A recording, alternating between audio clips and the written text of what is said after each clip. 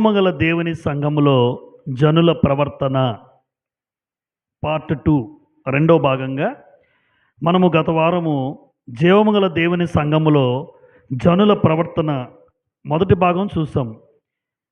ఆ మొదటి భాగంలో కొన్ని లక్షణాలు, ప్రవర్తనకు సంబంధించిన విషయాలు మనము నేర్చుకున్నాం. ఈ రెండవ భాగములో జీవమగల దేవుని సంఘములో జనుల ప్రవర్తన ఎలా ఉండాలి అని మరికొన్ని విషయాలు ఈ రోజున వినడానికి సిద్ధపడదాం. జీవము దేవుని సంఘము అని మాట్లాడుతూ ఉంది గనుక సంఘముకు జీవము గలది. ఎవరైతే క్రీస్తు రక్తంలో కడగబడి సంఘముగా చేర్చబడ్డారో ప్రతి ఒక్కరూ కూడా జీవము కలిగినటువంటి వారిగా మనల్ని దేవుడు అనుగ్రహించాడు. కారణం ఏంటంటే మరణము లేని స్థితి దేవుడు సంఘానికి ఇచ్చాడు. కాబట్టి ఈ సంఘములో, ఈ జీవము గల దేవుని సంఘములో మన ప్రవర్తన ఎలా ఉండాలి? ప్రవర్తన అన్న మాటకు అర్థం ఏంటంటే జీవిత విధానం, నడిచే విధానం, మనం మాట్లాడే తీరు అని రాశాం ఇక్కడ. అంటే ప్రవర్తన దేనికి సంబంధించింది అంటే ఒక వ్యక్తి ఎలా జీవిస్తున్నాడు, ఒక వ్యక్తి ఎలా నడుచుకుంటున్నాడు, ఒక వ్యక్తి ఎలా మాట్లాడుతున్నాడు, దీని మీద ఆధారపడే తన ప్రవర్తన మనం చెప్పగలం. ఏ వ్యక్తి అయినా మంచి చెడ్డ ఎలా చెప్పగలము అంటే ప్రవర్తన బట్టే. ఒక వ్యక్తి యొక్క ప్రవర్తన బట్టే మంచివాడా చెడ్డవాడా అన్నది చెప్పగలుగుతున్నాం. కాబట్టి ప్రవర్తన అనేది ప్రాముఖ్యమైనది ఏ వ్యక్తి జీవితానికైనా. ప్రసంగి గ్రంథం 5వ అధ్యాయం 1వ వచనంలో, నీవు దేవుని మందిరమునకు పోవునప్పుడు నీ ప్రవర్తన జాగ్రత్తగా చూచుకొనుము అని జ్ఞాని అయిన సొలొమోను గారు అంటున్నారు. నీవు దేవుని మందిరానికి పోవునప్పుడు నీ ప్రవర్తన జాగ్రత్త అని తెలుగు బైబిల్లో రాయబడింది. కానీ ఇంగ్లీష్ బైబిల్లో ఏమని ఉంటుందంటే అక్కడ దేవుని మందిరానికి పోవునప్పుడు అన్నాడు, కానీ నీ పాదాలు జాగ్రత్త అని ఇంగ్లీష్లో నీ ఫుట్ స్టెప్స్ అని రాస్తాడు అక్కడ. అంటే ఫుట్ స్టెప్స్ అంటే అర్థం ఏంటంటే పాదాలు, నీ అడుగులు ఎలా తిరుగుతున్నావు, నీ అడుగులు ఎలా వేస్తున్నావు. చాలామంది ఆదివారం మాత్రమే బాగుండాలి, ఆదివారం మాత్రమే పరిశుద్ధంగా ఉండాలి, మిగిలిన శనివారం నుండి సోమవారం నుండి శనివారం వరకు ఎలా ఉన్నా ఎలా తిరిగినా నా పాదాలు ఎక్కడికి వెళ్ళినా పర్వాలేదు అనుకుంటున్నారు. కానీ జీవము గల దేవుని సంఘములో మన ప్రవర్తన ఎలా ఉండాలి అంటే సోమవారం నుండి శనివారం వరకు కూడా నీ పాదాలు పరిశుద్ధంగా కాపాడుకుంటూ ఆదివారం సంఘానికి అడుగులు వేయాలి.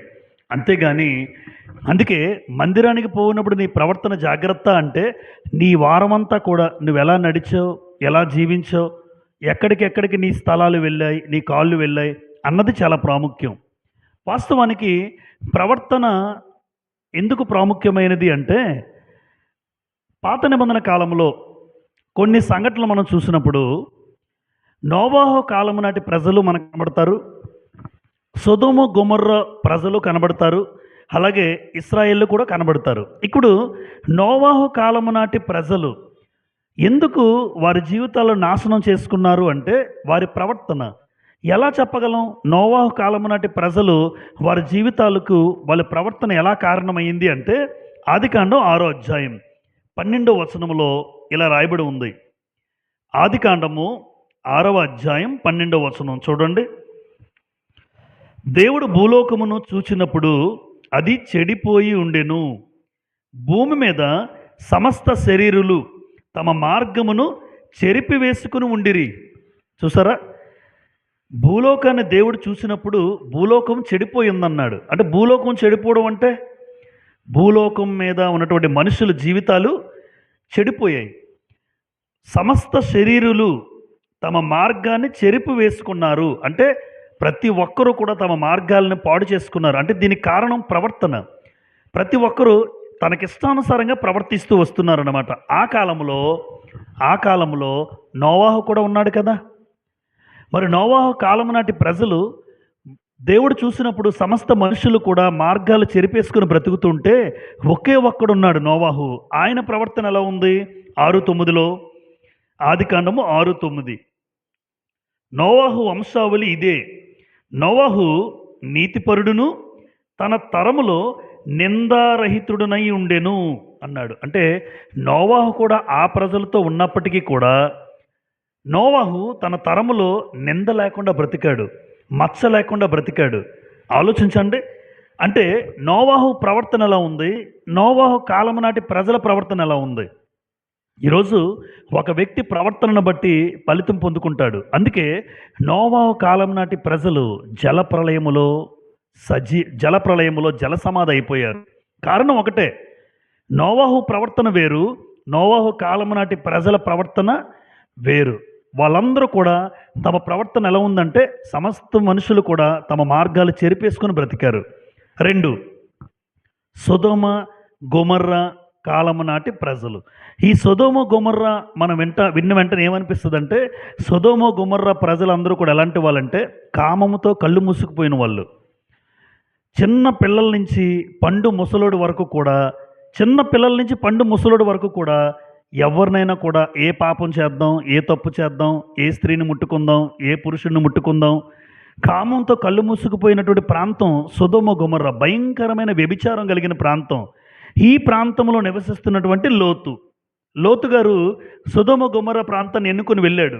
2 పేతురు పత్రిక 2వ అధ్యాయం 2 పేతురు 2వ అధ్యాయం 7-8 వచనాలు చూడండి. 2 పేతురు 2వ అధ్యాయం 7-8. దుర్మార్గుల కామ వికారయుక్తమైన నడవడి చేత బహు బాధపడిన నీతిమంతుడగు లోతును తప్పించెను. 8.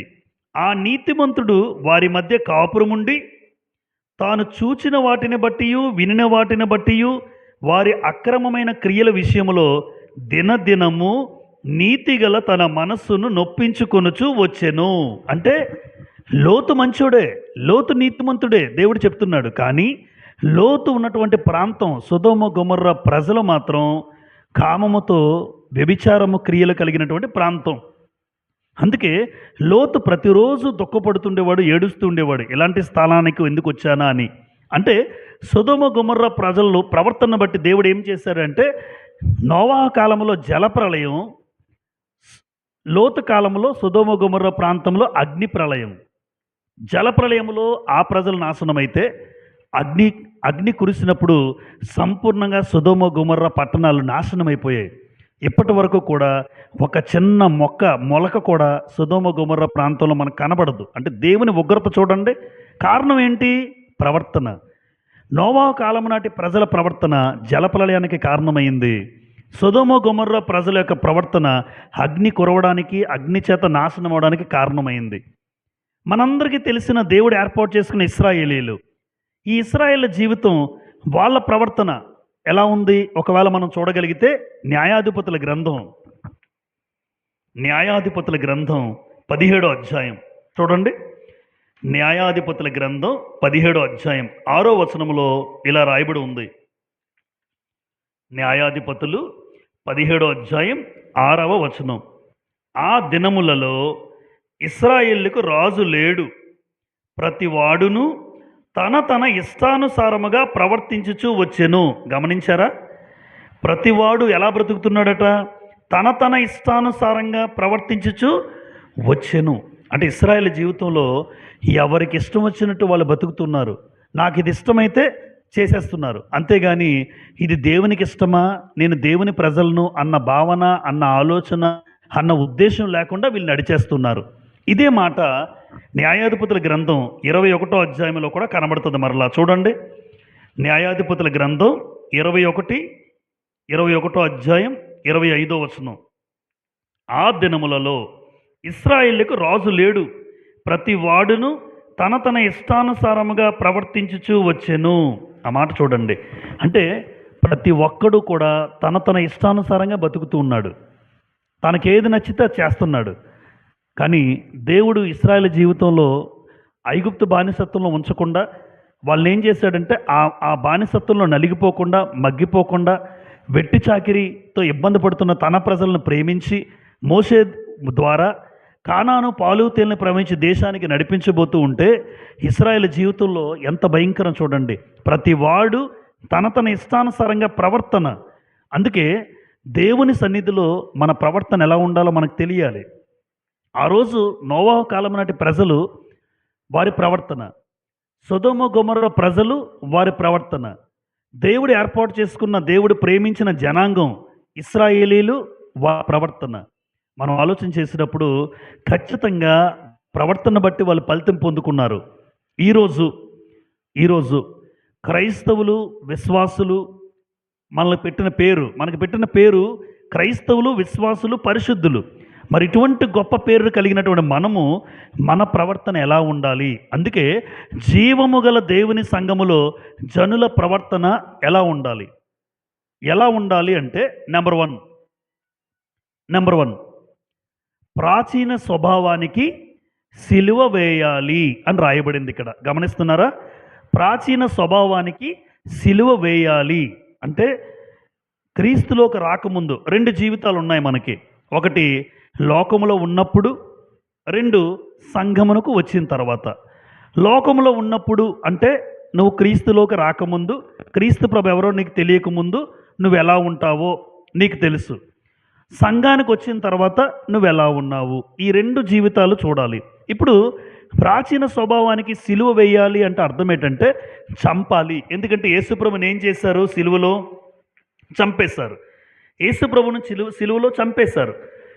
ఈరోజు క్రైస్తవుడిగా మన స్వభావం ఏమవ్వాలంటే, నా స్వభావాన్ని లోకంలో ఉన్నప్పుడు ఏ స్వభావంతో నేను బ్రతికానో ఆ స్వభావం నాకు ఉండకూడదు. ఇప్పుడు లోకంలో ఉన్నప్పుడు కక్షలున్నాయి, కలహాలున్నాయి, ఈర్ష్యలున్నాయి, అసూయలున్నాయి, ఎన్నో ఎన్నో వ్యసనకరమైన అలవాట్లు ఉన్నాయి, చెడు అలవాట్లు ఉన్నాయి. కానీ లోకంలో ఉన్నప్పుడు ఉన్నాయేమో కానీ క్రీస్తులోకి వచ్చిన తర్వాత, సంఘములో అడుగుపెట్టిన తర్వాత, సంఘానికి వచ్చిన తర్వాత నీ ప్రాచీన స్వభావం మరలా కనబడకూడదు. ఒకవేళ కనబడితే నీ ప్రాచీన స్వభావానికి నువ్వు సిలువ వేయలేదు. కాబట్టి నా ప్రవర్తన ఎలా ఉండాలి అంటే, జీవముగల దేవుని సంఘములో ఉన్నానని గుర్తించి నీ ప్రవర్తన ఎప్పుడు కూడా నీ పాత అలవాట్లు, నీ పాత బుద్ధులు, నీ పాత జీవితానికి సిలువ వేసి ఇక్కడికి రావాలి. రోమపత్రిక 6వ అధ్యాయం, రోమీలకు రాసిన పత్రిక 6:6 చూడండి. రోమీలకు రాసిన పత్రిక 6వ అధ్యాయం 6వ వచనములో ఇలా రాయబడి ఉంది. ఏమనగా మనమికను పాపమునకు దాసులము కాకుండుటకు పాప శరీరము నిరర్ధకమగునట్లు మన ప్రాచీన స్వభావము ఆయనతో కూడా సిలువ వేయబడినని ఎరుగుదుము. అంటే మన ప్రాచీన స్వభావము యేసు ప్రభుతో పాటు సిలువ వేయబడాలి. ఏ రోజైతే యేసు ప్రభు సిలువ వేయబడ్డాడో, ఏ రోజైతే ప్రభు సిలువలో చనిపోయాడు గనుక మనము కూడా నా పాత అలవాట్లు, నా పాత జీవితం చనిపోవాలి. ప్రభు చనిపోయాడు అన్నది ఎంత వాస్తవమో సిలువలో, నేను కూడా నా లోకంలో ఉన్నప్పుడు నాకున్న పాత అలవాట్లలో నేను కూడా చనిపోయాను. సంఘానికి వచ్చిన తర్వాత నీ ప్రాచీన స్వభావం మరలా కనబడకూడదు. ఎఫెసీ పత్రిక 4వ అధ్యాయం, ఎఫెసీలకు రాసిన పత్రిక 4వ అధ్యాయం 22వ వచనం చూడండి. ఎఫెసీ 4:22 కావున మునుపటి ప్రవర్తన విషయములోనైతే, చూడండి ప్రవర్తన గురించి చెప్తున్నాడు. మునుపటి ప్రవర్తన విషయములోనైతే మోసకరమైన దురాశల వలన చెడిపోవు మీ ప్రాచీన స్వభావమును వదులుకొని, ప్రాచీన స్వభావం వదిలేయాలి, మీ చిత్తవృత్తి యందు నూతన పరచబడిన వారై నీతియు యథార్థమైన భక్తియు గలవారై దేవుని పోలికగా సృష్టింపబడిన నవీన స్వభావాన్ని ధరించుకోవాలి అన్నాడు. అంటే ప్రాచీన స్వభావాన్ని వదిలేయాలి, ప్రాచీన స్వభావాన్ని సిలువ వేయాలి, పాత అలవాట్లకు స్వస్తి చెప్పాలి, ఒక నూతనమైన జీవితం ప్రారంభించాలి. ఇంకా సంఘానికి వచ్చిన వాళ్ళు నాకు తెలిసి ఎక్కువ శాతం ఎలా ఉంటారంటే ఇంకా పాత అలవాట్లు ఉంటాయి. ఎవరైనా ఎదుగుతుంటే తట్టుకోలే అసూయ ఉంటుంది, ఈర్ష్యలు ఉంటాయి, కలహాలు ఉంటాయి. ఒక కుటుంబానికి మరొక కుటుంబానికి పడలేనటువంటి వాళ్ళు ఉంటారు. చూసారా? సంఘానికి వచ్చిన తర్వాత కూడా అవే చెడు అలవాట్లు, అవే పాత అలవాట్లు ఇంకా మనలో ఉండిపోతే సంఘం పాడవుతుంది. అది ముందు గుర్తుపెట్టుకోవాలి. ఎందుకంటే నీకున్న కక్షలతో వచ్చి కూర్చొని ఇవేమంటావంటే, ఆ కుటుంబం నాకు నచ్చదంటావు, ఆవిడ నాకు పడదంటావు, ఈవిడ నాకు నచ్చదంటావు. ఇది ఏమవుతుందంటే సంఘంలో ప్రాకి అందరికీ చేరుకొని మనుషుల మధ్య భేదాభిప్రాయాలు, మనుషుల మధ్య తారతమ్యాలు, మనుషుల మధ్య హెచ్చు తగ్గులు, ఒకరంటే ఒకరికి పడని స్వభావం ఎందుకు వచ్చింది అంటే నీ వల్లే. ప్రారంభం ఎవరు? నువ్వే. కక్షలు కలహాలతో ఎప్పుడైతే వచ్చి కూర్చుంటామో మనకి పడదని, ఖచ్చితంగా నీ వల్ల సంఘం పాడవుతుంది, ఖచ్చితంగా సంఘం పాడవుతుంది. అయితే ఒకటి గుర్తుపెట్టుకోండి, సంఘమును ఎవరైతే పాడు చేస్తున్నారో ఆ వ్యక్తిని దేవుడు పాడు చేస్తాడు. సంఘాన్ని పాడు చేసే హక్కు మనకు లేదు. కొరింథీయులకు రాసిన మొదటి పత్రిక 3వ అధ్యాయం. ఎంత భయంకరంగా ఈ మాట ఉంటుందంటే భయం వేయాలి క్రైస్తవులకి నిజంగా. కొరింథీయులకు రాసిన మొదటి పత్రిక 3:16లో ఈ మాట మనం చదవగలం. మొదటి కొరింథీ 3:16. మీరు దేవుని ఆలయమై ఉన్నారనియు దేవుని ఆత్మ మీలో నివసించుచున్నాడనియు మీరు ఎరుగరా. అంటే మనలో ఎవరున్నారు? దేవుని ఆత్మ మనలో ఉన్నారంటున్నారు దేవుడు. నిజంగా దేవుని ఆత్మ నాలో ఉంటే ఎవరైనా కక్షలు కలిగి ఉంటారా? దేవుని ఆత్మ నీలో ఉంటే అసూయ కలిగి ఉంటావా? ఆలోచించండి. దేవుని ఆత్మ నీలో ఉంటే చెడు అలవాట్లకు అవకాశం ఉంటుందా? తర్వాత 17, ఎవడైనను దేవుని ఆలయమును పాడు చేసిన ఎడల దేవుడు వానిని పాడు చేయును. ఎవరమ్మా? దేవుడే పాడు చేస్తే నీ బ్రతుకు ఏమవుతుంది? లోకంలో నా జీవితం పాడైపోయిందంటే దేవుడి దగ్గరికి వస్తే దేవుడు బాగు చేస్తాడు. కానీ దేవుడే పాడు చేసే పరిస్థితి ఎందుకు వచ్చింది అంటే నువ్వు సంఘాన్ని పాడు చేస్తున్నావు కాబట్టి. ఎందుకు అంటే సంఘానికి వచ్చినప్పుడు నీ ప్రాచీన స్వభావానికి సిలువ వేసి రావాలి. నీ పాత అలవాట్లతో ఇక్కడికి వచ్చి ఏ వ్యక్తి అయినా నిన్ను బట్టి పాడైపోతే, ఏ వ్యక్తి అయినా నిన్ను బట్టి సంఘంలో ఎవరైనా పాడైపోతే, పలానా వ్యక్తి వల్ల నేను పాడైపోయాను అంటే సంఘం కనుక పాడైపోతే దేవుడు ఆ వ్యక్తిని విడిచిపెట్టడు. అందుకే ఇది భయం మనకి. నీ వల్ల సంఘం పాడు కాకూడదు. సంఘాన్ని ఎవరైనా పాడు చేస్తే దేవుడు వానిని పాడు చేస్తాడని రాశారు. ఇప్పుడే చదివాం మనం. దేవుడు పాడు చేస్తే ఆ వ్యక్తి మరలా లేవలేడు. ఆ వ్యక్తి మరలా పైకి లేచి తిరిగే పరిస్థితి కనబడదు. నీ వల్ల సంఘానికి నష్టం రాకూడదు, మేలు కలగాలి. ఒకవేళ నీకు చేతనైతే సంఘము అందరికీ కూడా సంఘం బాగుపడేటట్టుగా, సంఘంలో కుటుంబాలు కట్టేటట్లుగా నీ మాటలు ఉండాలి తప్ప సంఘంలో ఏ వ్యక్తి అయినా నా వల్ల నాశనం అయిపోయాడు, నా వల్ల పాడైపోయాడు అన్న ఆలోచన కానీ అన్న ఉద్దేశం కానీ ఎప్పుడూ రాకూడదు. ఎందుకు అంటే నా ప్రాచీన స్వభావం, నా పాత బుద్ధులు, నా పాత జీవితం అంతా కూడా చంపేసి నేను రావాలి. నా పాత జీవితం నేను చంపుకొని ఇక్కడికి రావాలి. ఎందుకంటే క్రీస్తు రక్తంలో కడగబడిన తర్వాత కూడా అదే పాత జీవితం ఉంటే ఆ వ్యక్తి వల్ల సంఘానికి ఇబ్బంది, సంఘం పాడైపోద్ది. సంఘం పాడైపోతే దేవుడు ఊరుకోడు. ఎందుకంటే సంఘము ఆయన కుమారుడిని యేసుక్రీస్తు రక్తం ద్వారా కట్టాడు. అందుకే రక్తానికి విలువ ఉంది గనుక, కుమారుడినే ప్రాణత్యాగం చేశాడు గనుక దేవుడు ఊరుకోడు. నా కొడుకు మీకోసం ప్రాణం పెడితే మీరెళ్ళి సంఘంలో కలహాలు ఆడుకుంటారా? సంఘంలో కక్షలు కలిగి ఉంటారా? అసూయలు కలిగి ఉంటారా? సంఘానికి వెళ్ళిన తర్వాత కూడా చెడు అలవాట్లతో ఉంటారా అని దేవుని ఉగ్రత మన మీదకి వస్తుంది. ఆ స్థితి మనం తెచ్చుకోకూడదు. ఇది జీవముగల దేవుని సంఘము గనుక నా ప్రవర్తన ప్రాచీన స్వభావానికి ఏం వేయాలి? నేను సిలువ వేయాలి. 2, మాదిరికరమైన జీవితం జీవించాలి. ఇది జీవముగల దేవుని సంఘములో జనులు ఎలా ఉండాలి అంటే ఒక మాదిరికరంగా ఉండాలి. ఒక క్రైస్తవుడిగా నిన్ను బట్టి దేవుణ్ణి నమ్ముకునేటట్టుగా ఉండాలి. అందుకే ఇక్కడ రాశాను మాదిరికరమైన జీవితం, లేదంటే దాన్ని ఏమంటారంటే నిందారహితమైన జీవితం. అంటే నిందలేని బ్రతుకు, నిందలేని జీవితం. అంతేగాని సంఘానికి వచ్చిన వాడు మరలా నీ గురించి ఎవరైనా అరే దేవుణ్ణి నమ్ముకున్నాడు కానీ వాడి బ్రతుకు బాగోలేదు అని మన గురించి మరొకరి దగ్గర చెప్పకూడదు. నిజంగా దేవుణ్ణి నమ్ముకున్న స్త్రీ, దేవుణ్ణి నమ్ముకున్న పురుషుడు, లేదా దేవుణ్ణి నమ్ముకున్నటువంటి పిల్లలు ఇలా ఉండాలి అనుకోవాలి తప్ప నిన్ను బట్టి దేవుని నామం ఎప్పుడు కూడా దూషింపబడకూడదు. ఎందుకంటే ఈరోజు క్రైస్తవులుగా ఉన్నాము కానీ మనల్ని బట్టి దేవుని నామం చెడ్డగా మాట్లాడుకుంటున్నారు. క్రైస్తవులు కానీ గొడవలాడుకుంటారు. ఆదివారం వెళ్ళేసరికి బైబిల్ పట్టుకెళ్ళిపోతున్నారు అనుకుంటారు భార్యాభర్తలు. బైబిల్ అయితే పట్టుకెళ్ళిపోతున్నారు కానీ ఇంటికి వచ్చిన వెంటనే గొడవలు, ఇంటికి వచ్చిన వెంటనే అరుపులు, కుటుంబంలోంచి కేకలు, చుట్టుపక్కల వాళ్ళు, ఇరుగు పొరుగు వారు. ఏం క్రైస్తవ్యాన్ని మనం ఎదుటివారికి పరిచయం చేయగలం? నీ ప్రవర్తన ఎదుటివాడికి సువార్త కావాలి. నీ ప్రవర్తనే. మనం చాలామంది సువార్త చేస్తాము కానీ ఒక వ్యక్తి ప్రవర్తన అద్భుతమైన సువార్తగా బయటికి వెళ్ళాలి. నా ప్రవర్తన, నా నడవడిక, నా మాట తీరు, నేను వెళ్ళే ప్రతి మార్గంలో కూడా నిన్ను చూసినప్పుడు క్రీస్తు ప్రభు కనబడేటట్టుగా మనం బ్రతకగలిగితే అది ఒక మాదిరికరమైన జీవితం. రోమీలకు రాసిన పత్రిక 2వ అధ్యాయం, రోమీలకు రాసిన పత్రిక 2వ అధ్యాయం 24వ వచనం చూడండి. రోమా 2:24, వ్రాయబడిన ప్రకారం మిమ్మును బట్టియే కదా దేవుని నామము అన్య జనుల మధ్య దూషింపబడుచున్నది. అంటే మిమ్మును బట్టే అన్నాడు, మనల్ని అంటున్నాడు పౌలు గారు. మిమ్మల్ని బట్టే దేవుని నామాన్ని తిడుతున్నారు. ఎందుకంటే దేవుని నామం చెప్పుకొని మీరు అలా బ్రతకట్లేదు అంటున్నారు. చూడండి ఎంత భయంకరమైన మాట, ఎంత భయంకరమో. మిమ్మల్ని బట్టి దేవుని నామం దూషించబడుతుంది. మహాత్మా గాంధీ ఒక అద్భుతమైన స్టేట్మెంట్ ఇచ్చారు. మహాత్మా గాంధీ గారు చెప్పిన మాట ఏంటంటే, I love Jesus, I love Jesus Christ but I hate Christians అంటాడు ఆయన. గాంధీ గారు, మహాత్మా గాంధీ గారు, క్రీస్తు ప్రభు అంటే నాకు చాలా ఇష్టం, కానీ క్రైస్తవులు అంటే నాకు ఇష్టం లేదన్నాడు. ఎందుకండి అని అడిగారట ఒకరోజు ఇంటర్వ్యూలో. క్రీస్తు ప్రభు ఎలా బ్రతికాడు భూమి మీదకి వచ్చి, ఆయన నమ్ముకున్న ప్రజలు ఎలా ఉన్నారో చూశాడట ఈయన. భయంకరంగా ఉన్నారట, చూసారా? అందుకే I love Jesus Christ but I hate Christians అన్నారట. అంటే క్రైస్తవుల యొక్క జీవితం అలా లేదు అని మహాత్మా గాంధీ అన్నారట. మనకందరికీ కూడా జాతి పిత, స్వాతంత్రం తెచ్చినటువంటి ఒక నాయకుడు పరిశీలించాడు. క్రైస్తవులు ఎలా ఉండాలి చూసారా?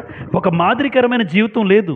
నిన్ను బట్టి దేవుని నామానికి ఎప్పుడు కూడా, దేవుని నామానికి కానీ మనం వెళ్తున్న సంఘానికి కానీ ఎప్పుడు అవమానము నింద రాకూడదు. ఎందుకంటే ఎక్కడికి వెళ్తున్నాడు అంటే పలానా సంఘానికి వెళ్తున్నారు.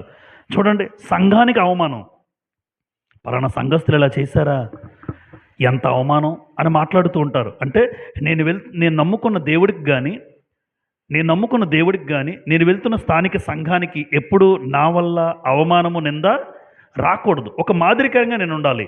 కొలస్సీలకు రాసిన పత్రిక 4వ అధ్యాయం, కొలస్సీ 4వ అధ్యాయం 5వ వచనంలో, కొలస్సీలకు రాసిన పత్రిక 4వ అధ్యాయం 5వ వచనంలో, సమయము పోనీయక సద్వినియోగము చేసుకొనుచు సంగమునకు వెలుపటి వారి ఎడల జ్ఞానము కలిగి నడుచుకొనుడి అన్నాడు. అంటే సంఘమునకు వెలుపటి వారు ఎవరు? సంఘానికి వెలుపటి వారు అన్యులు, అన్య సహోదరులు ఉంటారు, దేవుణ్ణి నమ్ముకోలేని వాళ్ళు ఉంటారు. అలాంటి అన్యులు కూడా నీ ప్రవర్తన చూస్తారు, ఖచ్చితంగా చూస్తారు. సంఘమునకు వెలుపటి వారు, వాళ్ళు కూడా నిన్ను గొప్పగా వెంచాలి.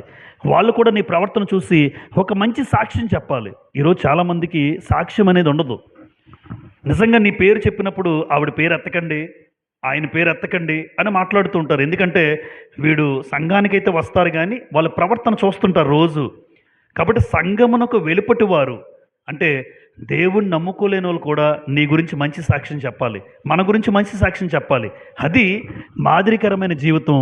జీవము గల దేవుని సంఘములో నా ప్రవర్తన అలా ఉండాలి. నంబర్ 3, బలహీనులను ఏం చేయాలంటే బలపరచమన్నాడు. సంఘానికి వస్తున్న నేను బలహీనులను బలపరచాలి. ఎందుకు అంటే చాలా రకాలుగా ఉంటారు బలహీనులు. అంటే సహోదరుల్లో బలహీనతలు ఎలా ఉంటాయి అంటే, చాలామందికి ప్రార్థన రాదు, చాలామందికి వాక్యం రాదు, చాలామందికి పాటలు పాడడం రాదు. అంటే ఆ బలహీనతలు నాకు తెలిసాయి. ఆ బలహీనతలు నేను తెలుసుకున్నప్పుడు ఏం చేయాలంటే, ప్రార్థన రాని ఆ బిడ్డలందరికీ ప్రార్థన నేర్పించగలగాలి, వాక్యం నేర్పించగలగాలి, పాటలు నేర్పించగలగాలి. వాళ్ళు కూడా ఆత్మీయంగా ఎదగాలి. అంటే నేను బలంగా ఉన్నాను అనుకోండి, బలహీనంగా ఉన్నవారిని బలపరచాలి. అది జీవము గల దేవుని సంఘములో నా ప్రవర్తన. నేను బలంగా ఉంటే వారిని కూడా బలంగా ఉండడానికి మార్చాలి. అటువంటి ప్రయత్నం చేయాలి. అంటే బలహీనులను బలపరచాలి. ఇంకొక రకం ఉంది. ఇంకొక రకం ఏంటంటే, ఒకని భారములు ఒకడు భరించాలి. ఒకని భారాలు ఒకడు భరించాలంటే, సంఘానికి వస్తున్న వాళ్ళలో అందరూ ఒకే రకంగా డబ్బు కలిగి ఉండరు. కొందరు పేదవాళ్ళు ఉంటారు, కొందరు తినడానికి తిండి లేని వాళ్ళు ఉంటారు, ఇబ్బందికరంగా ఉంటారు. కానీ ఒకని భారములు ఒకడు భరించడం అంటే, అవసరాల్లో ఉన్నటువంటి పిల్లలు ఎవరైతే ఉన్నారో, అవసరాల్లో ఉన్న సహోదరులు, అది నీ దృష్టికి వచ్చినప్పుడు నీ దగ్గర ఉన్న దాంట్లో ఒక 100 రూపాయలు, ఒక 50 రూపాయలు, లేదా నీ స్తోమత బట్టి ఒక 500 రూపాయలు సంఘానికే వస్తున్నారు. మన సహోదరుడే, మన సహోదరే.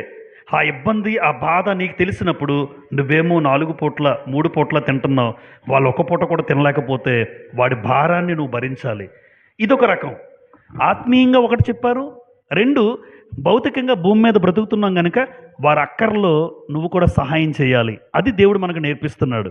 తోటి సహోదరులను బలహీనపరచవద్దు, ఎప్పుడు బలపరచాలి తప్ప వాడిని కృంగపరచకూడదు. కొంతమంది ఏమంటారంటే, నీకు ప్రార్థన రాదురా, కూర్చో, నీకు పాట పాడడమే రాదు, కూర్చో, నీకు వాక్యం చదవడం రాదు, వాక్యం చెప్పడం రాదు అని కొంతమంది దూషిస్తూ ఉంటారు ఒకవేళ. కానీ దేవుడు అన్నాడు, వాళ్ళకి రాదు కరెక్టే, నువ్వేం చేయాలి? నేర్పించు. రానివాడికి నేర్పించు. పిలిచినా కూడా రాకపోతే మనమేమి చేయలేమేమో, కానీ వాళ్ళకి రానప్పుడు నీకు రాదు అని దూషించకూడదు. ప్రార్థన రాని వాళ్ళకి ప్రార్థన నేర్పించు, పాటలు నేర్పించు, వాక్యం నేర్పించు. అంతేగాని వాడు బలహీనపడిపోతే ఏం చేస్తారు చూడండి. ఇంట్లో పిల్లలు కూడా చాలామంది తల్లిదండ్రులు చేసే ప్రధానమైన తప్పు ఏంటంటే, నువ్వు పనికిరాడురా, నువ్వు పనికిమాలినోడివి, నువ్వెందుకు పనికిరావు, ఒక పని ఏది కూడా జాగ్రత్తగా నువ్వు చేయలేవు, నువ్వు అసమర్థుడివి, నువ్వు చేతకాని వాడివి అని ఏ తల్లిదండ్రులు అయితే అంటారో ఆ పిల్లలు అలా మారిపోతారు. అందుకే ప్రతి తల్లిదండ్రులకి నేను చెప్పింది ఏంటంటే, ఎప్పుడు పిల్లలు వాళ్ళ సామర్థ్యాన్ని బట్టి చేయనివ్వండి తప్ప, నువ్వేం చేయలేవురా, నువ్వు అసమర్థుడువురా, నువ్వు చేతకాని వాడివిరా, నువ్వు పనికిమాలిన వాడివిరా అని మనమే అంటే, వాడు ఖచ్చితంగా మా అమ్మకే నేను పనికిమాలినోడిని, మా నాన్న దృష్టిలోనే ఇలాగ ఉన్నాను, ఇంకా బయట వాళ్ళు నాకేం విలువిస్తారు అని చాలామంది ఆత్మహత్యలు చేసుకునే పరిస్థితి కూడా లేకపోలేదు ఎంతోమంది. ఎందుకంటే తల్లిదండ్రుల దగ్గరే ఎప్పుడైతే కృంగిపోయాడు మనసు, ఆ మనసు కృంగిపోయింది కనుక ఈరోజు చచ్చిపోదాం అనుకుంటాడు. చేతులారా తల్లిదండ్రులు కూడా పిల్లల విషయంలో కొంతమంది, కానీ ఎప్పుడూ బలహీనపరచకూడదు, వాడిని బలపరచాలి. "రేయ్, నువ్వు చేయగలవురా, నువ్వు సాధించగలవు, నువ్వు కష్టపడు, ఖచ్చితంగా నువ్వు సాధించగలవు" అని పాజిటివ్గా చెప్పాలి తప్ప, వాడు ఎంతవరకు చేస్తే అంతవరకు చేయనివ్వండి, వాడి స్టాండర్డ్ బట్టి. అంతేగాని వాడి దృష్టి మీద ఎక్కువ శాతం తక్కువగా కించపరిచి హీనంగా మాట్లాడకూడదు. గలతీ పత్రిక 6వ అధ్యాయం, గలతీ పత్రిక 6వ అధ్యాయం చూడండి, మొదటి 2 వచనాల్లో, లేదా 2వ వచనం, గలతీ 6:2, "ఒకని భారములు ఒకడు భరించి ఇలాగు క్రీస్తు నియమమును పూర్తిగా నెరవేర్చుడి." చూసారా, ఒకని భారాన్ని ఒకడు ఏం చేయాలి, మనం భరించాలి అన్నాడు. రోమపత్రిక 15వ అధ్యాయం, రోమపత్రిక 15వ అధ్యాయం మొదటి 2 వచనాలు, "కాగా బలవంతులమైన మనము మనలను మనమే కొనక బలహీనుల దౌర్బల్యములను భరించుటకు బద్ధులమై ఉన్నాము. తన పొరుగువానికి క్షేమాభివృద్ధి కలిగినట్లు మనలో ప్రతి వాడును మేలైన దాని యందు అతన్ని సంతోషపరచవలెను." అంటే నువ్వు బలవంతుడు అయితే బలహీనంగా ఉన్నవాడిని బలపరచు. వాడు ఆత్మీయంగా ఎదగలేదనుకోండి, బలహీనంగా ఉన్నాడు, వాడికి ఆత్మీయంగా బలపరచడానికి చేయాలి. ఒకవేళ భూమి మీద బ్రతకడానికి కష్టంగా ఉంటే వారంలో నీకున్న దాంట్లో కొంత పెట్టు. అంటే బలహీనలను బలపరిచే విషయంలో జీవము గల దేవుని సంఘానికి వస్తున్న నేను ఈ 2 రకాలుగా, ఒకటి శారీరకంగా వాళ్ళ అవసరాలు తీర్చగలిగే పరిస్థితి ఉండాలి, ఒకటి ఆత్మీయంగా వాళ్ళ అవసరాలు తీర్చగలిగే పరిస్థితి నాకు ఉండాలి. నెంబర్ 4, సంఘములో ఒక అవయవముగా పనిచేయాలి. చూసారా, సంఘములో ఒక అవయవంగా పనిచేయాలి. ఎవరు? జీవము గల దేవుని సంఘములో జనుల ప్రవర్తన ఎలా ఉండాలంటే, నేను సంఘములో ఒక అవయవం. ఇప్పుడు శరీరంలో ఏముంటాయి? అవయవాలు ఉంటాయి. ఈ శరీరంలో అవయవాలన్నీ పనిచేస్తే ఆ మనిషి ఎలా ఉంటాడు? ఆరోగ్యంగా ఉంటాడు. ఏ అవయవమైనా పాడైపోయింది అనుకోండి, ఏ అవయవం పాడైపోతే నీరసంగా, అనారోగ్యంగా పడుకోను, రకరకాల ఇబ్బందులతో గురై ఉంటాడు. అంటే అన్ని అవయవాలు పనిచేస్తే మనిషికి ఆరోగ్యం, మనిషికి క్షేమం. మరి సంఘం, సంఘము శరీరంతో పోల్చబడింది కనుక సంఘము అంటే విశ్వాసులు. మరి విశ్వాసులు అందరూ పనిచేస్తే, సంఘములో ప్రతి అవయవం పనిచేస్తే ఆ సంఘము క్షేమంగా ఉంటుంది. ఈరోజు మనుషులకు అర్థం కాలేదు ఏంటంటే, చేసిన వాళ్ళే చేస్తారు, మిగతా వాళ్ళు వెళ్ళిపోతుంటారు. వాళ్ళు చేసుకుంటారులే, బ్రదర్ ఉన్నాడు కదా, ఆ సిస్టమ్ ఉంది కదా, తుడుచుకుంటారులే, కుర్చీలు ఎత్తుకుని వాళ్ళే వెళ్తారులే. కానీ ఇది దేవుని పని. నేను అంటే బాధ్యత. ఇక్కడ ఎందుకంటున్నానంటే, సంఘములో ఒక అవయవంగా పని చేయాలంటే బాధ్యత. ఇంట్లో పని ఏం చేస్తారు? అందరూ షేర్ చేసుకుంటారా? చూడండి, ఇంట్లో పని చేసినప్పుడు ఈరోజు ఎలా ఉందంటే పరిస్థితి, అమ్మ పనికి వెళ్తారు, నాన్న పనికి వెళ్తాడు, వీలైతే పిల్లలు కూడా పని చేస్తున్నారు ఈరోజు చాలా కుటుంబాల్లో. ఎందుకు? అందరూ పని చేస్తేనే ఈరోజు మీ ఇంట్లో కుటుంబంలో క్షేమంగా ఉంటాం. ఎందుకంటే రాబడి తక్కువ, అందరూ కలిసి పనిచేస్తే కుటుంబం బాగుంటుందని ఉద్దేశం. మంచిదే. మరి సంఘం అంతా పనిచేస్తే అక్కడేమో బాధ్యత కలిగి ఆలోచిస్తున్నారు. కుటుంబం దగ్గరికి వచ్చేసరికి బాధ్యత ఉంది, సంఘం దగ్గరికి వచ్చినప్పుడు చాలామందికి ఏమి లేదు, బాధ్యత లేదు. బాధ్యత ఉంది అంటే సంఘంలో ఒక అవయవంగా నువ్వు పనిచేస్తావు. ఖచ్చితంగా నీ సామర్థ్యాన్ని బట్టి నువ్వు ఖచ్చితంగా ఏదో ఒక పని చేయగలవు. పని చేయలేని వాళ్ళు ఎవరు ఉండరు, ఎందుకంటే దేవుడు అన్యాయస్తుడు అవుతాడు. కానీ ఆయన అన్యాయస్తుడు కాడు. నాకు సామర్థ్యం, నేను ఒక పని చేయగలను, ఆయన ఒక పని చేయగలరు, ఆమె ఒక పని చేయగలదు. ప్రతి ఒక్కరూ కూడా ఏదో ఒక పని చేస్తే సంఘం అనే శరీరం ఎలా ఉంటుంది? క్షేమంగా ఉంటుంది. సంఘం అనే శరీరం క్షేమాభివృద్ధి చెందుతుంది. అందుకే జీవమగల దేవుని సంఘములో మన ప్రవర్తన ఎలా ఉండాలి అంటే, నేను సంఘములో ఒక అవయవాన్ని, ఒక అవయవం ఎలాగైతే అన్ని అవయవాలు పనిచేస్తే ఆరోగ్యమో, ప్రతి అవయవం కూడా నేను దేవుని పని చెయ్యాలి అన్న ఆలోచనతో ఇక్కడికి రావాలి. ఎఫెస్సి పత్రికలో ఈ మాట మనం చదువుతాం. ఎఫెస్సి 4:16 చూడండి. ఎఫెస్సి 4:16 ఆయన శిరస్సై ఉన్నాడు, ఆయన నుండి సర్వ శరీరము చక్కగా అమర్చబడి తనలోనున్న ప్రతి అవయవము, చూడండి, తనలోనున్న ప్రతి అవయవము తన పరిమాణము చొప్పున పని చేయుచుండగా అన్నాడు. సంఘము అభివృద్ధి కలుగుతుందన్నాడు అక్కడ. అంటే తన పరిమాణం, ఇప్పుడు నాకున్న పరిమాణం వేరు, సహోదరుడికున్న పరిమాణం వేరు, ఆయనకున్నటువంటి పరిమాణము అంటే అర్థం ఏంటంటే సామర్థ్యం. నా సామర్థ్యం నేను ఒకటి చేయగలను, నేను ఒకటి చేయలేను. ఆయన సామర్థ్యం ఆయన ఒకటి చేయగలరు. ప్రతి ఒక్కరికి ఇలా దేవుడు ఒక్కొక్క పరిమాణం చొప్పున ఇచ్చాడు. అవే తలాంతులు అంటాం మనం. చూసారా, మత్తయి వార్త 25 తలాంతులు ఇస్తే ఒకడేమో పాతిపెట్టి వెళ్ళిపోతాడు. 5 ఇచ్చినవాడేమో 5 తలాంతులు, మరొకడు 5 చేశాడు. 2 ఇచ్చినవాడు మరొక 2 చేశాడు. 1 తలాంతు ఇచ్చినవాడు భూమిలో పాతిపెట్టి వెళ్ళి పడుకున్నాడట. సోమరివైన చెడ్డ దాసుడా అంటాడు యేసుప్రభు. సోమరుడు, నీకు ఇచ్చిన టాలెంట్ అభివృద్ధి పరచుకోవాలి. సంఘంలో నీ టాలెంట్, నీ తలాంతు సంఘం అభివృద్ధి చెందడానికి ఉపయోగించాలి. ఇప్పుడు నా టాలెంట్ ఏదైతే ఉందో నాకు దేవుడిచ్చింది, మన సంఘం అభివృద్ధిలోకి వెళ్ళడానికి నేను ఆ టాలెంట్ ఉపయోగించాలి. మా సంఘం అభివృద్ధిలోకి వెళ్ళాలి, అనేక మంది ఆత్మలు రక్షింపబడాలి, అనేక మందికి వాక్యం విస్తరించాలి అని నా తలాంతు నేను ఉపయోగిస్తాను. అలా ఎవరి తలాంతులో వాళ్ళు ఉపయోగించినప్పుడు సంఘము ఎంత అద్భుతంగా ఉంటుంది. అందుకే సంఘములో ప్రతి అవయవం పనిచేస్తే సంఘం నిజంగా క్షేమంగా ఉంటుంది. ఎవరో 10 మంది చేసుకుంటారు, పని అయితే ఆగదు. కానీ దేవుని దీవెన, దేవుని ఆశీర్వాదం, దేవుడు నీకు ఇచ్చిన తలాంతు కోల్పోతావు. దేవుడు ఏమన్నాడంటే కలిగిన వారికే ఇయ్యబడును అని ఉంటుంది. కలిగిన వారికే ఇయ్యబడును అంటే డబ్బు గురించి కాదు, అది యేసుప్రభు చెప్పింది. కలిగిన వారికే ఇయ్యబడును అంటే ఆసక్తి ఎవరికైతే ఉందో వాళ్ళకే ఇస్తాడు. ఆసక్తి కలిగి ఉన్న వారికే ఇస్తాడు దేవుడు. ఆసక్తి లేదనుకోండి, నీకున్న తలాంతు కూడా తీసేస్తాడు.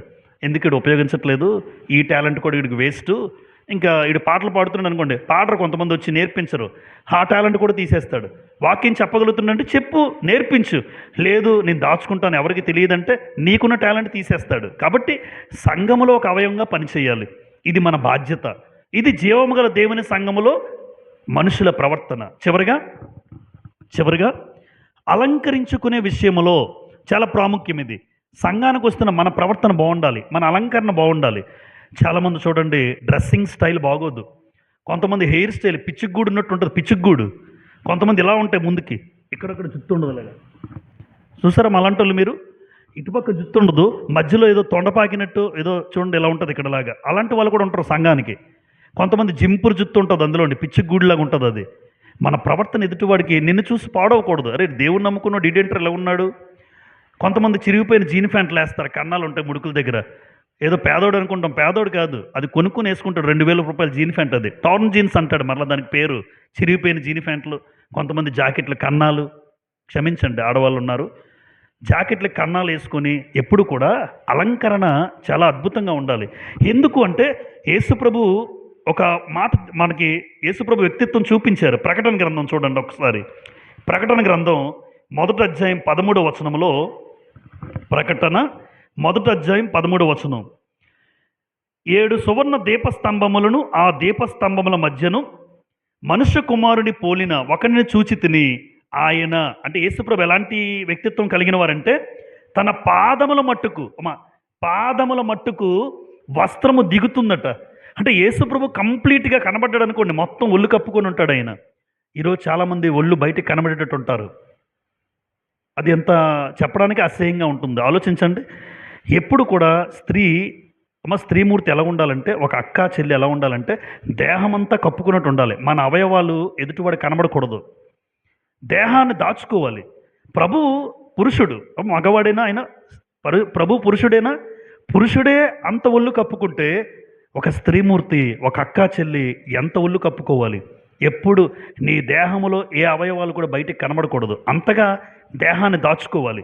అది అలంకరణ. క్రైస్తవుడిగా నిన్ను చూసి ఎంత బాగా రెడీ అయింది చెల్లి, ఈ అక్క ఎంత బాగా ఉంది, ఈ తమ్ముడు ఈ అన్నయ్య వాళ్ళ డ్రెస్సింగ్ స్టైల్ ఎంత బాగున్నారు అనుకోవాలి తప్ప, మనల్ని బట్టి దేవుని నామం కూడా కొంతమంది అలంకరణ బాగోదు. అలాంటి అలంకరణ మనం అలంకరించుకోకూడదు. ఇక్కడ పురుషులు, స్త్రీలు, పిల్లలు 3 రకాలుగా ఉన్నారు. ఒకసారి వాళ్ళ అలంకరణ ఎలా ఉండాలి, ఎలాంటి వారిగా ఉండాలో దేవుడు చెప్పాడు. తిమోతికి రాసిన మొదటి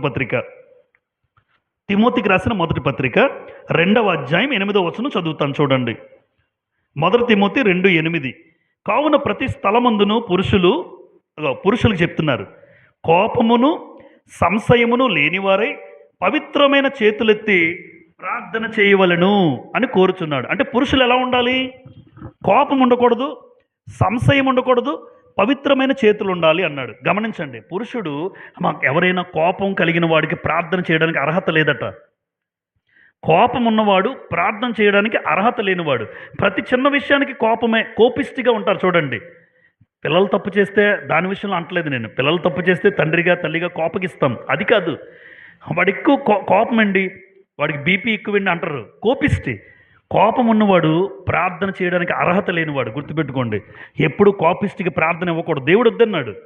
ఏ స్థలంలో కూడా పురుషులు కోపం లేని వారిగా ఉన్నోడికి ప్రార్థన ఇవ్వాలి. 2, సంశయము అంటే అనుమానం ఉండకూడదు. భార్య మీద అనుమానం ఉంటుంది, అలాంటి వాడు కూడా ప్రార్థన చేయడానికి అర్హత లేనివాడు. భార్య మీదనే కాదు, అనుమానపు బుద్ధి కలిగిన వాడు ప్రార్థన చేయడానికి అర్హత లేనివాడు. కోపం ఉన్నవాడు ప్రార్థన చేయడానికి అర్హత లేనివాడు. నెక్స్ట్, పవిత్రమైన చేతులు. ఈ చేతులు ఎలా ఉండాలట? పవిత్రం అంటే అర్థం ఏంటంటే, లంచాలు తీసుకుని ఉద్యోగాలు చేసిన వాళ్ళు ఉంటారు. లంచాలు తీసుకున్న క్రైస్తవులు ఎవరైనా ప్రార్థన చేయడానికి అర్హత లేనివాడు. అంటే క్రైస్తవుడు పవిత్రమైన చేతులు పవిత్రంగా ఉండాలి. ఒకసారి మీకు చెప్పాను, ఒక స్త్రీని ఒక అక్కను కొట్టి వచ్చి ప్రభుబలు ఇచ్చాడని చాలాసార్లు చెప్తాను నేను. ఒక ఆయన నాకు తెలుసు, కొట్టొచ్చి ప్రభుబలు ఇచ్చాడు. ఇవ్వచ్చా?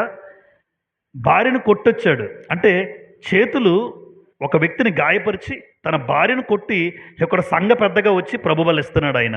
ఎంత భయంకరం చూడండి. అంటే సంఘానికి కూడా తెలియదు కొన్ని కండిషన్స్ ఎలా ఉంటాయంటే, కోపము లేనివాడిగా ఉండాలి, అనుమానము లేనివాడిగా ఉండాలి, చేతులు పవిత్రంగా ఉండాలి. అలాంటి పురుషులు ఏం చేయాలి? ప్రార్థన చేయాలి. ప్రతి స్థలంలో పురుషులు ప్రార్థన చేసేటప్పుడు కోపము లేనివాడై, అనుమానం లేనివాడై, చేతులు పవిత్రంగా ఉన్నవాడు ప్రార్థన చేయగలిగితే ఆ ప్రార్థన దేవుడికి అంగీకారం. 2, స్త్రీలు ఎలా ఉండాలి అంటే అక్కడే 1 తిమోతి పత్రిక 2వ అధ్యాయం 9-10 వచనాలు చూడండి. 9-10 1 తిమోతి 2వ అధ్యాయం. మరియు స్త్రీలు అనకువయు స్వస్థ బుద్ధి గలవారై ఉండి అన్నాడు. అంటే అనకువ ఉండాలి. స్త్రీమూర్తులకి అక్క చెల్లెలకి ఏముండాలి? అనకువ స్వస్థ బుద్ధి ఉండాలి. అటువంటి భర్త మాటకు లోబడే తత్వం, ఒక మంచి బుద్ధి ఉండాలి. ఎక్కువ మంది స్త్రీలకు ఏముంటుందంటే, క్షమించండి, సొండు బుద్ధి, కుళ్ళు బుద్ధి. మీరు వింటారు, సొండు బుద్ధి, కుళ్ళు బుద్ధి, ఇటువంటివన్నీ కూడా స్వార్థపు బుద్ధి. ఈ బుద్ధులు కాదు, స్వస్థ బుద్ధి అన్నాడు. స్వస్థ బుద్ధి అంటే ఆరోగ్యకరమైన బుద్ధి ఉండాలి. అందుకే ఏ స్త్రీకైనా అనకువ స్వస్థ బుద్ధి అలంకారంగా ఉండాలి. 2, పేతురు రాసిన మొదటి పత్రిక 3వ అధ్యాయం 4వ వచనంలో ఉంటుంది. మీరు తర్వాత చూడండి. 1 పేతురు 3:4లో సాధువైనట్టు మృదువైనట్టు గుణము అంటాడు. అంటే ఒక స్త్రీకి సాధువుగా ఉండాలి, అరకూడదు. భర్త మీద కేకలు వేసేవాళ్ళు చాలామంది చూడండి గట్టిగా మాట్లాడుతూ ఉంటారు. సాధువుగా ఉండాలి స్త్రీ, ఎప్పుడు మృదువుగా ఉండాలి, మృదువైన మాట మాట్లాడాలి తప్ప ఎప్పుడు కోపాన్ని ప్రదర్శించి తిరుగుబాటు చేస్తూ ఎవరి మీదైనా దురుసుగా మాట్లాడే స్వభావం. చాలామంది అహంకారంగా మాట్లాడతారు, హెడ్ స్ట్రాంగ్ అంటారు. అలాంటి స్త్రీగా ఉండకూడదు. ఒక స్త్రీని చూసినప్పుడు సాధువుగా, మృదువుగా, అనకువగా, స్వస్థ బుద్ధి, ఇది అలంకారంగా ఉండాలి. జీవము గల దేవుని సంఘములో ఒక స్త్రీ ప్రవర్తన ఎలా ఉండాలి, ఒక పురుషుడు ప్రవర్తన ఎలా ఉండాలి, మరి పిల్లల ప్రవర్తన ఎలా ఉండాలో చెప్పి నేను ముగిస్తాను. సామెతల గ్రంథం 1వ అధ్యాయం 7వ వచనంలో ఈ మాట మనం చూడగలం. సామెతల గ్రంథం 1వ అధ్యాయం 7వ వచనం చూడండి. పిల్లల ప్రవర్తన ఎలా ఉండాలి అంటే, సామెతలు 1:7లో, పిల్లలారా వినండి, 1:8లో, నా కుమారుడా నీ తండ్రి ఉపదేశము ఆలకింపుము, నీ తల్లి చెప్పు బోధను త్రోసివేయకము. 9, అవి నీ తలకు సొగసైన మాలికయు నీ కంఠమునకు హారములై ఉండును. చూసారా? అంటే తండ్రిదేంటి? ఉపదేశం, తల్లిదేమో బోధ. నీ తండ్రి ఏం చెప్తున్నాడో నీ తల్లి ఏం చెప్తుందో మీరు వినాలి. మాట వినే పిల్లల్ని ఏమంటారంటే అది అలంకారం పిల్లలకి. ఏది అలంకారం? నగలేసుకోవడం అలంకారం కాదు, చైన్లు వేసుకోవడం, రింగులు కట్టుకోవడం, చెవి రింగులు పెట్టుకోవడం, పాపిడి బిళ్ళ పెట్టుకోవడం, ఇది అలంకారంగా లోకంలో ఏమో కానీ ఏ పిల్లలైతే తండ్రి మాట వింటున్నారో, ఏ పిల్లలైతే తల్లి మాట వింటున్నారో వాళ్ళని చూసిన దేవుడు నిజంగా ఈ పిల్లలు అలంకారంగా ఉన్నారు. వారి తల్లిదండ్రులకు అలంకారం, లోకానికి అలంకారం. అందుకే పురుషులు ఎలా ఉండాలి, స్త్రీలు ఎలా ఉండాలి, పిల్లలు ఎలా ఉండాలి. ఇప్పుడు ఈ ముగ్గురు పురుషులు, స్త్రీలు, పిల్లలు కలిపి ఎలా ఉండాలో ఒక మాట చెప్తాను చివరిగా. సామెతల గ్రంథం 3వ అధ్యాయం, సామెతల గ్రంథం 3వ అధ్యాయం 3వ వచనం. సామెతలు 3:3. దయను సత్యమును ఎన్నడును నిన్ను విడిచిపోనీయకము, వాటిని కంఠభూషణంగా ధరించుకొనుము అన్నాడు. అంటే ప్రతి ఒక్కరూ క్రైస్తవులకు, పురుషులైనా స్త్రీలైనా పిల్లలైనా ఎప్పుడు ఏది కంఠభూషణంగా ధరించుకోవాలి? దయ, సత్యం. ఎప్పుడు ఎదుటివాడి పట్ల దయ చూపించు. సత్యము అంటే వాక్యాన్ని బట్టి నడుస్తూ అబద్ధాలు ఆడకుండా వాక్య ప్రకారం మన జీవితం అయి ఉండాలి. కాబట్టి జీవమగల దేవుని సంఘములో నీ ప్రవర్తన ఎలా ఉంది? నీ ప్రవర్తన బట్టే నువ్వు ఫలితం పొందుకుంటావు, గ్యారంటీ. ఆ రోజు నోవాహు కాలం నాటి ప్రజలు జలప్రళయం, సొదొమ గొమొర్రా ప్రజలు అగ్ని ప్రళయం, ఇశ్రాయేలీలు అరణ్యంలో రాలిపోయారు. మరి క్రైస్తవులుగా, విశ్వాసులుగా, పరిశుద్ధులుగా పిలువబడుతున్న మన ప్రవర్తన ఎలా ఉంది? నీ ప్రాచీన స్వభావానికి సిలువ వేసావా? లేదంటే నీ వల్ల సంఘం పాడైతే దేవుడు ఊరుకోడు. 2, మాదిరికరమైన జీవితం జీవించాలి. ఎదుటివాడు నిన్ను చూసి దేవుడిని నమ్ముకునేటట్టుగా నీ ప్రవర్తన ఉండాలి. ఎందుకురా దేవుడిని నమ్ముకోవడం అన్నట్టుగా ఉండకూడదు. బలహీనంగా ఉన్న వాళ్ళని బలపరచాలి. సంఘములో నేను ఒక అవయవంగా పనిచేయాలి. చివరగా అలంకరించుకునే విషయంలో నా అలంకరణ బాగుండాలి. నా డ్రెస్సింగ్ స్టైల్, నా వస్త్రధారణ అన్నీ క్రైస్తవుడిగా పురుషులు, స్త్రీలు, పిల్లలు దేవుడు ఏవి అలంకారంగా ధరించుకోమన్నాడో వాటిని ధరించుకోవాలి. ఇది జీవమగల దేవుని సంఘములో జనుల ప్రవర్తన. మరి ప్రశ్న, నీ ప్రవర్తన ఎలా ఉంది? మన ప్రవర్తన ఎలా ఉంది? ఒక్కసారి ప్రశ్నించుకుందాం. ఓపికతో మీ అందరికీ హృదయపూర్వక వందనాలు చెల్లిస్తూ ఈ మాటలు ముగిస్తూ ఉన్నాను.